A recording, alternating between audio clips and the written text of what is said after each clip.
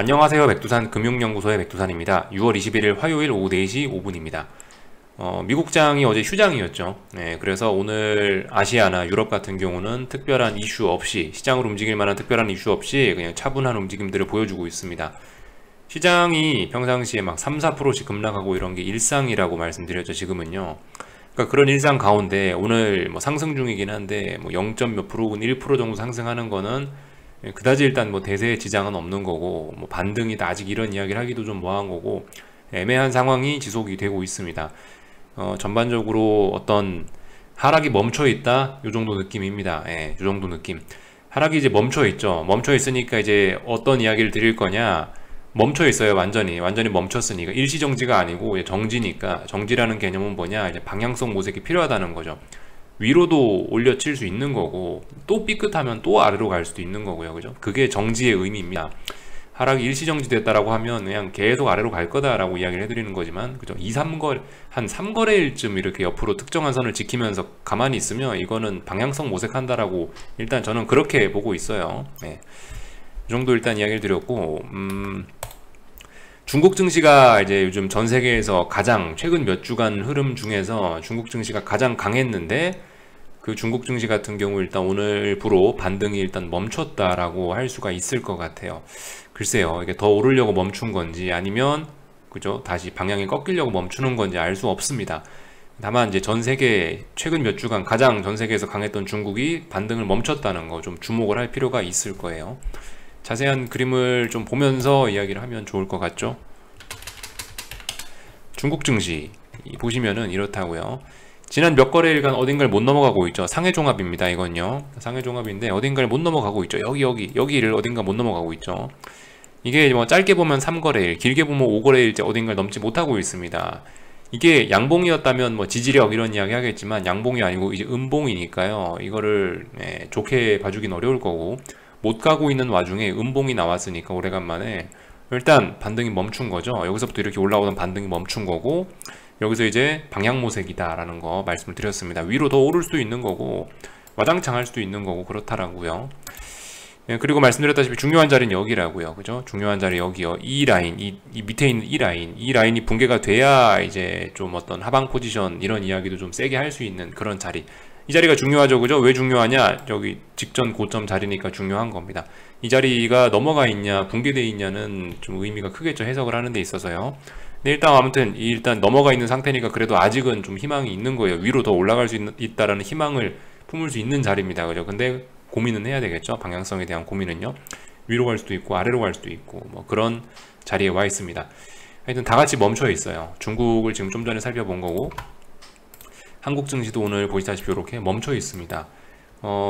대략적으로 315 정도라고 이야기를 할 수 있을까요? 지금 이제 시장 변동성이 크기 때문에 정확하게 지지선이 여기입니다 라고 딱 그렇게 이야기해서 시장을 보기는 좀 어려울 것 같은데, 대략적으로 보면은 제가 봤을 때는 한 315 정도에다 선을 그으면요, 대략적으로 요 정도 자리가, 지금 마우스 포인트 올려놓은 이 자리가 315인데 저 자리를 가만 보면 3일 동안 어딘가 좀 지키고 있기도 하죠. 그리고 315라는 자리가, 이 315라는 숫자가 어떤 라운드 넘버로서의 의미가 있는 거니까, 그죠? 우리가 어떤 매매를 할 때 뭐 10,000원, 20,000원, 뭐 15,000원 이런 딱딱 끊어지는 숫자 좋아하는데, 뭐 317, 319 이런 거 아니고 315, 그죠? 5단위로 끊어지는 거, 이런 거. 그 자리니까 315 정도 자리 보면 될 것 같은데, 그 자리 일단 3거래일 동안 아슬아슬하지만 일단 버티고 있는 거죠. 3거래일 동안 하락이 일단 멈춰 있는 거고, 이 정도 됐으면 위로도 아래로도 가능성 다 열어놓고 이야기할 수 있다. 이렇게, 그죠? 이렇게 말씀드리면 될 것 같습니다. 그래서 방향성 어디로 가냐? 모르죠. 모릅니다. 단기낙폭 과대합니다. 어느 정도 단기낙폭 과대함을 인정할 수밖에 없는 그런 자리인데, 지금까지 어떤 하락했던 이런 피로감도 있고, 그래서 단기낙폭 과대란 이야기 하는 게 무리는 아닌데, 단기낙폭 과대하다고 당장 내일 반등하라는 법도 없죠. 그죠? 그렇기 때문에 지금 애매해요. 여전히 계속 애매합니다. 며칠째. 추가로 급락해도 이상하지 않은 거고, 지금 이 상황에서요. 그죠? 지난 3거래일 동안 315 지켰잖아요. 와장창 하면 또 급락하는 거예요. 가능해요. 여기서 또 급등도 가능하고요. 뭐든 다 가능한 상황이라, 그죠? 지금 애매합니다. 그래서 아무튼 제가 계속 말씀을 드리는 게, 지금 굉장히 이례적인 어떤 그런 상황이다. 제가 그러면서 드리는 표현이 뭐죠?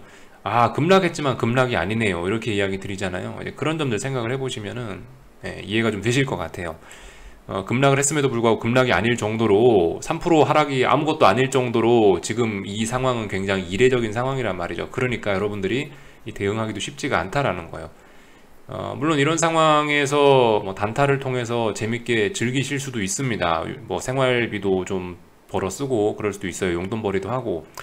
아무튼 이런 상황에서 뭐 제가 여러분들께 딱히 드릴 이야기는 없고 어떤 심리적인 측면 정도만 좀 이야기를 좀 드려보자면은, 저는 일단 이렇게 생각해요. 주식이라는 거는 굉장히 어떤 날카로운 도구거든요. 굉장히 파워풀하고 날카로운 도구입니다. 뭐 예를 들면은 글쎄요, 뭐 전기톱 같은 거 굉장히 강렬하고 파워풀한 그런 거에 비교를 좀 할 수 있을 것 같아요. 근데 생활비 벌고 예를 들어 단타 치고 이런 거는 개인적으로 어떻게 생각을 하냐면, 그거는 뭐 두부 같은 거죠, 그죠? 두부 써는데 전기톱 갖고 와가지고 그 부엌에서 시동 걸고 있으면 엄마한테 등짝 맞겠죠. 아무래도 그런 것들 좀 생각해 보실 필요가 있겠다라는 거. 뭐 두부 썰고 과일 썰고 이럴 때는 이제 과도 작은 칼 갖다 썰면 되잖아요. 근데 이제 제 생각엔 그렇다라는 거죠. 주식 가지고 뭐 물론 비중 작게 하면 괜찮습니다. 근데 뭐 주식을 가지고, 주식이라는 수단을 가지고 생활비 벌어 쓰고 단타로 용돈벌이 한다. 물론 뭐 괜찮죠. 괜찮긴 괜찮은데요. 근데 예. 그런 것들이 어쩌면 좀 나의 좀 미래를 좀 막는 그런 길일 수도 있다라고 생각을 해요. 예. 전 개인적으로 그렇게 봐요. 잘못될 수도 있는 거잖아요. 잘못될 수도 있기 때문에 이게, 그잖아요. 작은 칼 갖다가 사과 썰다가 해봐야 손 조금 비고 말지만, 전기톱 가지고 하다가 잘못하면 손가락이 아니고 팔이 통째로 날아갈 수도 있는 거죠. 위험성 이런 것도 고려를 해보셔야 된다는 거. 물론 정답은 없어요. 예. 저같이 생각하는 게 정답은 이게 정답은 아닙니다. 이건 그냥 저의 스타일일 뿐이지. 그래서 하여튼 잘 한번 생각을 해보세요. 여러 가지 관점을 그냥 한번 말씀을 드려보는 거예요. 본인이 편하신 대로 하시면 되긴 됩니다. 아무튼 지금 상황에서 그죠? 이런 상황에서 베팅을 하면 뭐에 베팅하겠어요? 아마 많은 분들이 반등에다가 베팅을 하실 거란 말입니다. 반등. 지금 하락하고 있는데 반등에 베팅하기가 솔직히 재밌어 보이고 저도 하고 싶고 뭐 그런 거예요. 소액으로 반등에 베팅하면 얼마나 재밌어 보이냐. 뭐 제가 봐도 그런 자리입니다. 근데 개인적으로 그런 거는 이제 안 하셨으면 좋겠다라는 게 저의 생각이긴 해요. 그런 거 하다 보면은 이제 반등시 매도 전략을 언젠가 해야 되는데, 그죠? 언젠가 반등시 매도 전략 위에 올라오면 또다시 하락 추세니까 숏포지션을 잡고 이런 거 해야 되는데, 그게 이제 계좌에 그 단타하던 그런 게 생각이 나면은 이제 내 판단력이 흐려질 수도 있다, 이런 생각 하시는 게 좀 좋긴 하거든요. 하여튼 뭐 저의 경험상은 그렇다라는 거 좀 말씀을 좀 드려봤습니다. 아래쪽으로 어쨌든 한쪽만 바라보시는 게 가장 좋을 것 같고요. 말씀드렸다시피 그냥 저가 하는 대로 이 정도쯤이면 반등할 때가 되지 않았을까라고 생각하면서 머릿속으로 베팅해 보시는 게 어떨까 싶긴 합니다. 실제 돈 들어가는 거하고 머릿속에 그냥 생각만 하는 건 좀 다를 수 있는데, 개인적인 생각을 좀 말씀을 드려봤고, 참 그거를 하나 말씀을 드리려고 그러는데 깜빡했네요. 네. 요즘 같이 사실 이제 시장 분위기 좀 안 좋고 이제 뭐 경기 침체 우려 나오고 실제적으로 어떤 진짜 위기가 날 것 같은 그런 분위기가 좀 조성이 돼 있잖아요. 예를 들면 인플레도 있고 전쟁도 이게 장기화되고 있고, 하여튼 분위기가 여기저기 심상치가 않습니다. 뭐 경기 둔화 이야기도 나오고 뭐 스리랑카가 어떻게 되고 뭐 전 세계에 망하는 나라들이 있다고 그러잖아요. 지금 상황이 사실 어떤 전반적으로 분위기가 굉장히 안 좋은 상황이 맞습니다. 그죠? 근데 이런 상황일수록 제가 봤을 때는 이제 다음번 위기, 이번 위기에, 만약 이번 위기가 난다면 이번 위기에서 뭘 해야, 우리가 이제 이 위기를 어떻게 기회로 살릴 것인가에 대한 고민을 슬슬 할 때가 되긴 됐다라고 보거든요. 물론 이제 워낙 많은 분들이 보시니까 저는 이제 이런 이야기를 이제 뭐 구체적으로 막 너무 세게 해버리면은 좀 설레발치는 것 같아서 그런 이야기까지는 하지 않겠는데, 대략적으로 어쨌든 근데 그런 방향성 정도는, 이제 슬슬 다음번에 만약 위기가 온다면 내가 다음번 그 위기에서 뭘 투자를 해야 될까를 좀 한 번쯤 이제 머릿속에 슬슬 꿈꾸는 그런 단계는 지금쯤이 좀 그런 시기라고 생각을 해요. 예를 들면 이게 투자라는 게 주식만 있는 건 아니지 않습니까? 우리가 살아가다 보면 뭐 집, 부동산도 필요하고 뭐 이런 것들, 특히 부동산 같은 거 한번 잘 생각해 보시라는 거죠. 지금 제가 이렇게 이야기하는 게, 집 같은 거, 부동산 같은 거는 이게 뭐 주식처럼 위기가 왔다라고 해서 당장 가가지고 저 아파트 가격 많이 떨어졌네, 저거 한 채 주세요, 이게 아니잖아요. 이 부동산 관련된 거는 거래하는데 시간도 많이 걸리고 또 입지라든가 뭐 또 각 매물의 어떤 내용들, 구체적인 것들, 뭐 평수가 어쩌고 저쩌고 뭐 얼마나 오래됐고 뭐 이런 것들도 우리가 생각을 해야 될 거기 때문에 법적인 것도 고려할 게 있고 세금적인 것도 고려할 게 있고 그렇기 때문에 부동산 같은 거는 이제 우리가 어떤 투자를 함에 있어서 사전 어떤 준비 과정이나 이런 거래 과정 이런 게 굉장히 오래 걸리죠. 그러니까 미리 좀 준비해 놓을 필요가 있다고요. 지금같이 이렇게 좀 뭔가 세상 분위기가 좀 이렇다 싶을 때는 이제 제 생각에 지금쯤 이제 뭔가 그런 걸 탐구하는 게 좋지 않나. 다음번에 만약 위기가 오면 이런 데 집을 사면 좋겠다. 좀 구체적으로 좀 알아보고 다니시고 이런 것들 필요하지 않을까 싶습니다. 부동산 하락에다가 베팅하시라는 이야기는 아니고요. 그 솔직히 부동산 가격이 떨어진다 해다 베팅하는 건 솔직히 좀 방법도 어렵고 좀 어려울 것 같고요. 제 생각에 이래저래. 그냥 이제 부동산 같은 경우 아무튼 좀 여러분들이 급락을 했을 때 뭘 사면 좋을까라는 거 생각을 해보시는 게 좋긴 할 거예요. 뭐 저도 아무것도 모르지만 부동산에 대해서 굳이 뭐 한마디 어떤 뭐 이야기를 드리자면 그 정도 이야기는 드릴 수 있을 것 같아요. 최근에 이제 값이 많이 올랐던 친구들이 아마 만약에 이제 시장이 안 좋아지면 가장 많이 큰 타격을 받긴 받을 겁니다. 평상시에 짜불짜불 올라가던 우량주 같은 그런 부동산들보다는 이제 시장이 급락한다라고 하면 그런 친구들은 안 움직이죠, 솔직히. 예, 최근에 급락한 놈들이 떨어질 때도 많이 떨어질 가능성이 있고 또 하나 이제 제가 생각하는 어떤 그냥 철학적인 면 이런 거 말씀드리자면은 그 대출이 많은 거 그죠? 특히 뭐 젊은 신혼부부들이 많은데 무리하게 영끌이라는 표현을 쓰죠. 영끌 이런 거 해가지고 대출 많이 받아갖고 무리하게 서울 외곽에 집 산 거 이런 아파트들은 솔직히 좀 굉장히 많이 위험할 수 있다라고 생각합니다. 그런 거 같은 경우는 가격 변동성이 굉장히 클 수가 있겠죠. 그러니까 만약에 이번에 위기가 오니까 나는 이번 위기를 이용해서 강남의 최고급 자리에다가 건물을 하나 사겠어. 이런 거는 이제 좀 말이 안 될 수가 있다라는 거죠. 대출을 많이 낸 사람이 이제 위기에서 죽는 법인데 위기에서 큰일 나는 법인데 애초에 이제 그 돈 많은 사람들이 애초에 현금 부자들이 그냥 턱턱 현금으로 사버린 그런 강남의 한복판에 있는 엄청나게 좋은 그런 자리들은 위기를 안 탈 가능성들이 좀 있다. 물론 위기 탈 수도 있죠. 분위기 영향 받을 수 있는데 좀 그럴 가능성은 낮다라는 생각을 하시고 보셨으면 좋겠다라는 거예요. 하여튼 요 정도 이야기를 좀 드려봤습니다. 오늘 그 사실 시장에 대해서 오늘 뭐 특별히 점검할 게 없어가지고 좀 심리적인 이야기들을 좀 많이 풀어낸 거고요. 뭐 이야기한 김에 조금 좀 더 할게요. 무슨 이야기를 하려고 그랬지? 투자 관련해서 참 그 ETF 관련해갖고 ETF라는 상품이 여러분들 다 아시죠? 그 시간이 지나면 지날수록 뭐 ETF 가격이 살살 녹아난다 이런 표현들 쓰잖아요. 가격이 녹는다라고 표현하잖아요. 꼭 녹기만 하는 건 아닙니다. 살이 붙기도 해요. 오히려 살이 더 붙어서 살이 찌기도 합니다. 녹기도 하지만 살이 찌기도 해요. 특정한 경우에. 근데 이제 제가 말씀드리려는 거는 계속 요즘에 안 그래도 제가 수익을 누적시켜라 아무것도 하지 말고 가만히 홀딩해라 라고 말씀드리는 게 그렇게 살찌는 시간이 언제 어떻게 올지 도무지 예측이 안 되거든요. 그러니까 추세대로 가만히 가고 있다 보면 마지막 순간에 살이 쪄요. 보통 제가 말씀드렸다시피 투매에서 시작하고 오버슈팅으로 시세가 끝난다고 했는데 저거를 우리가 들고 있는 ETF 관점으로 봐도 그렇다라는 거죠. ETF도 투매에서 시작해서 오버슈팅으로 끝나는데 투매가 나온 곧버스나 뭐 인버스 이런 상품들이 이제 추세 전환은 된 거고 위쪽으로 올라가고 있는데 어디까지 올라갈 거냐? 오버슈팅 나올 때까지 올라갈 수 있다라는 거예요. 저 ETF들이 오버슈팅 하는 그 순간이 바로 그 ETF가 살이 찌는 순간이 되거든요. 그러니까 그 순간에 사실 내가 이걸 홀딩하고 있는 게 가장 중요합니다. 그래서 그 순간이 언제 올지 모르기 때문에 그냥 웬만하면 가만히 있는 게 좋다. 사실 뭐 저 같은 경우는 지금 이제 인버스, 뭐 곧버스 이런 거를 뭐 년 단위로 지금 홀딩을 하고 있는데 그죠? 년 단위로 홀딩을 하고 있는데 결과적으로 마지막 순간에 그 살이 붙는 그 몇 거래일 동안에 그 수익률이 지금까지 제가 몇 년간 홀딩한 것보다 더 클 수도 있어요. 제가 연 단위로 홀딩했던 것보다 훨씬 클 수 있다고요. 마지막 순간에 진짜 배부르게 한 숟가락 떠먹으면 인생이 바뀔 수 있다라는 거 우리가 좀 생각을 해봐야 되겠습니다. 하여튼 주식 그죠? 정말 위험한 금융 상품이에요. 이렇게 위험한 금융 상품을 그래서 이 생활비 버는 거나 뭐 용돈 벌어 쓰는 거에는 안 하셨으면 좋겠다라는 생각을 아까 전에 그래서 아침에 말씀드린 거고 하여튼 그래요. 그래서 제가 아무튼 계속 어떤 홀딩을 하라 아무것도 하지 마라 이렇게 말씀드리는 것도 하나의 좀 이유가 있습니다.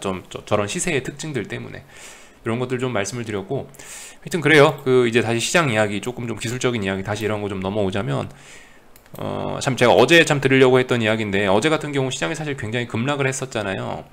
근데 이 분위기가 좀 독특하긴 하더라고요. 이 요즘 시장 심리가 어떤가에 관해서 저도 좀 굉장히 궁금하긴 했는데, 제 생각엔 보니까 아직 투자자들은 딱히 뭐 패닉하거나 그런 것 같지는 않아 보인다라는 생각이 좀 들긴 했어요. 어제 안 그래도 무슨 일이 있어갖고 뭐 그 스탁론이니 뭐 이런 업체들하고 통화할 일이 있긴 있었는데, 안 그래도 투매 비스무리하고 제법 폭락이 나오니까 이 사람들이 난리가 나갖고 막 반대 매매 나오고 해서 스탁론 업체들이 바쁘겠지 생각을 했는데 널널하다는 거예요. 아무 일도 없다는 거예요, 자기네들. 그런 거 보고 좀 약간 그런 생각을 했습니다. 아, 이거 아직 시장 분위기가 뭐 그렇게 극심한 공포 이런 것까지는 아닌가 보다 라고 생각을 하긴 했거든요. 그런 거 생각하면 시장은 아직 한참 더 빠져야 될 수도 있을 거예요. 그 사람들이 공포에 떨어가지고 난리가 나고 막 스탁론 업체들이 반대 매매가 막 나와가지고 정신없어가고 전화를 못 받고 막 이런 일들이 있어야 이제 바닥일 가능성이 좀 있을 거라 생각을 해요. 근데 아무튼 지금 분위기 여전히 좀 애매하긴 합니다. 근데 아직도 아무튼 사람들은 계속 저점 매수를 노리는 것 같긴 해요. 아무래도 예전부터 뭐 무조건 주식은 우상향한다, 장기 투자를 해야 된다, 뭐 이런 걸 이제 KBS 이런 공영방송 이런 데서도 막 너무나 많이 이제 그런 논리를 팔아먹었으니까 사람들이 대부분 좀 그런 거에 좀 세뇌당한 게 있긴 있는 것 같다 생각이 좀 들긴 했어요. 진실은 그렇지 않죠. 하락도 생각보다 길고, 뭐 그죠. 시간이 지나면 다시 삼성전자 우상향 하겠지만 이 문제는 이 하락도 길기 때문에 이걸 견딜 수 있어야지. 이거 결과적으로 돈이 있어야 견딜 수 있는데, 그런 돈들이 다들 있으신지 그죠? 그런 문제가 있을 수도 있다. 하여튼 삼성전자 같은 경우는 오늘도 일단 지지력이 안 보이긴 했습니다. 아무런 지지력 없이 그냥 하여튼 차분히 잘 빠지고 있는데, 뭐 딱히 뭐 드릴 말씀은 없네요. 하여튼 그렇다고 여기다 반등에 대고 베팅하고 일단 그러는 건 안 하셨으면 좋겠고, 계속 그냥 아무튼 홀딩입니다. 계속 아무것도 안 하고 쭉 가자, 이런 이야기 드리고 싶습니다. 지금 상황에서 뭐 사실 뭐 제가 오른다 내린다 해도 이거 뭐 딱히 의미가 없는 그런 자리고, 반등이 나오면 이제 그 뒤에 어떻게 하자고요. 아니면 폭락을 하면 그러면 그 뒤에 이제 제가 좀 열심히 뭐라고 좀 이야기를 할 텐데, 지금 상황은 아무튼 제가 딱히 뭐라 드릴 이야기는 없는 상황입니다. 다만 이제 좀 반등해도 아무런 문제는 없는 그런 상황이에요. 자연 반등이라도 나올 때가 되긴 됐죠. 근데 반등이 잘 안 나오고 있고 이런 상황이에요. 말씀드렸다시피 뭐 이격도는 많이 해결이 되긴 됐네요. 그런 부분. 근데 아무튼 뭐 풋옵션 누적이라든가 하여튼 최근에 뭐 어떤 이 하락했던 하락폭 이런 거 분명히 크기 때문에 반등 나와도 충분히 가능한 자리죠. 반등이 충분히 가능한 자리라고 보긴 봐요. 그죠? 아무튼 뭐 그런 상황이에요. 근데 반등이 안 나오고 있다. 이런 점들 볼 수가 있을 거고, 무슨 이야기를 하려 그랬더라? 저기 참 기술적 분석들 중에서 지금 현재 코스피 자리에 관한 이야기만 참 하고 마칠게요. 요거하고 환율 보고 미국 시장 오늘 밤에 뭐 할지 이야기하면 될 것 같습니다. 코스피 같은 경우 보시면 제가 어젯밤인가 이거 한번 보여드리긴 했는데, 대략적으로 323 정도 자리가 어떤 중요한 저항이다라고 말씀드렸고, 지지선은 300 정도 되는 자리입니다. 이 자리가 뭐냐, 지난번 여기 그죠? 2020년 8월부터 해서 2020년 11월까지 여기서 한 몇 개월 동안 놀았던 자리예요. 여기서 시장이 죽어질 수도 있었는데, 근데 여기서 시장이 살아나면서 오버슈팅 이런 게 나와서 결과적으로 지금 이제 이런 대가를 치르고 있는 거죠. 이제 다시 여기에 들어왔다는 게 굉장히 의미가 크긴 큰 거예요. 말씀드렸다시피 여기 3개월 동안 놀았던 자리이기 때문에 붕괴도 쉽게 시키진 않을 거라고 저는 생각해요. 300, 323 요 정도 박스권 가능성이 있다라고 일단 좀 생각하셨으면 저는 일단 그게 맞는 것 같습니다. 워낙 무거운 저항, 지지가 있으니까요. 쉽게 깨진 않을 거니까. 그러니까 박스권이라 생각하는 게 일단 합리적이지 않을까 싶고요. 만약에 300이 붕괴가 되면 어떻게 되냐? 그럼 200까지 가는 겁니다. 그럼 그냥 이 아래는 지지선이 없어요. 여긴 지지선이 없어요. 그죠? 어쨌든 코로나 저점까지 봐야 된다. 300 붕괴되면 코로나 저점까지 그냥 다이렉트로 열렸다라고 보시면 되겠습니다. 물론 지지선이 있어요. 중간에 뭐 하나 있는데 솔직히 좀 그 자리들은 지지력이 좀 약해요. 급등하면서 텀벙텀벙 올라왔기 때문에 지지력이 없어요. 사실상 200이 목표치로 열려버린다. 300 붕괴되면 200이다 라고 생각하시면 되겠습니다. 지금까지는 그렇죠. 사실 지금까지도 그랬어요. 근데 지금까지도 사실 별로 지지력은 없었는데 계단식으로 천천히 빠졌죠. 말씀드렸다시피 300이 붕괴됐다고 제가 200까지 간다라고 말씀드렸는데, 아마 근데 그 중간중간에 어떤 지지선들을 제가 만들면서 좀 내려가긴 하긴 할 거예요. 근데 200의 의미 있는 자리가 이제 있는 거죠. 200이 의미 있는 지지선인 거죠. 근데 보통 어떤 하락 이런 건 의미 있는 지지선까지 내려올 가능성이 좀 있긴 있는 것 같아요. 꼭 투매가 나오거나 이러면 의미 있는 지지선들 붕괴시키고 그래야 그래야 어떤 반등이 나오거나 그런 경향들이 좀 있긴 있는 것 같더라고요. 하여튼간 제가 너무 또 설레발 치는 게 아닌가 싶어서 좀 조심스럽게 말씀을 드렸는데, 기술적으로 이건 보이는 그대로만 말씀드린 거예요. 그러니까 이제 환율하고도 이게 약간 맞아 떨어지는 거예요. 이게 환율이 제가 어제 1300원 시대에 개막했다라고 말씀드렸지만 사실 엄밀히 따지면 1300원은 아닌데요, 지금은. 그러니까 중요한 자리가 여기 1289원 자리였어요. 1289원 자리였는데 이 자리가 전 고점 자리였는데요.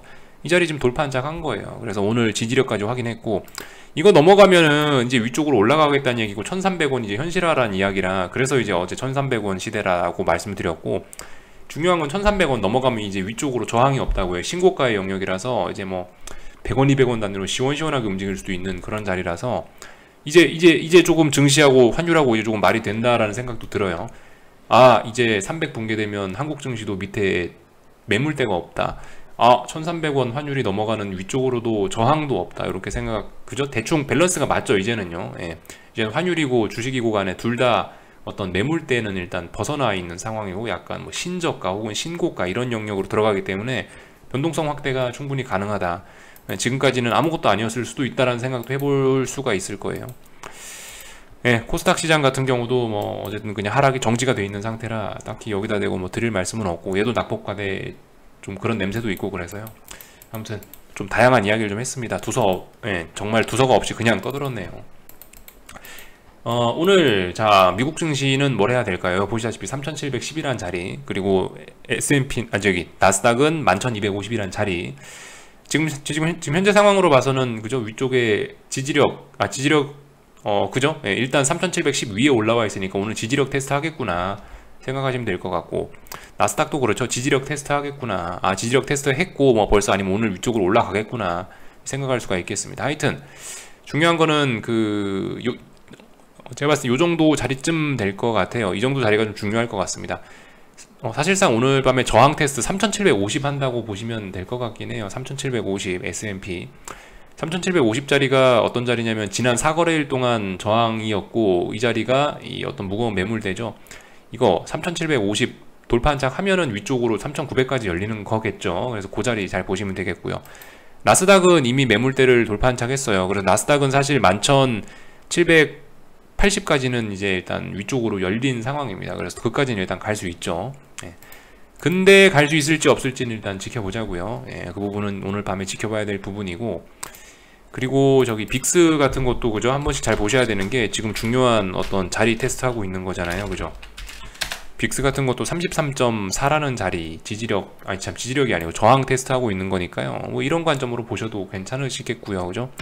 근데 아마 지금 당장 넘을 생각은 없는 모양인 것 같아요. 지금 빅스 보면은 어쨌든 뭐 오랫동안 저항 누적시켰고 이랬기 때문에 당장 이거 특별한 이슈가 없으면 위로 보낼 것 같지는 않거든요.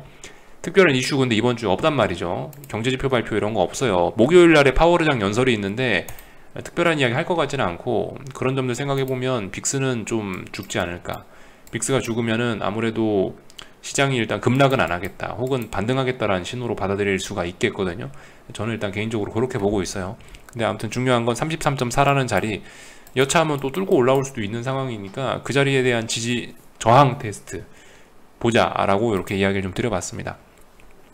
나머지는 뭐 딱히 할 말은 없는 것 같고요, 그죠? 뭐 달러도 조정 중이고, 금리도 그냥 뭐 조정 중이고, 대부분 이제 지난주에 워낙 급격한 일들이 있었으니까 CPI에 FOMC에 뭐 그랬으니까 지금 같은 경우는 그냥 다들 이제 몸살이면서 방향성을 찾아보자 이렇게 하고 있는 것 같습니다. 혹은 가던 방향에서 잠시 쉬고 조정 중이다, 이 정도로 보시면 될 것 같죠. 예. 그러니까 지금 이래저래 다 애매해요, 뭐 하기가. 그러니까 확실하게 뭐 움직이면 신호를 주면 그 다음에 움직여도 괜찮습니다. 여기까지 할게요. 궁금한 거 리플 남겨주시고 내일 아침에 뵙도록 하겠습니다. 여기서 마치겠습니다.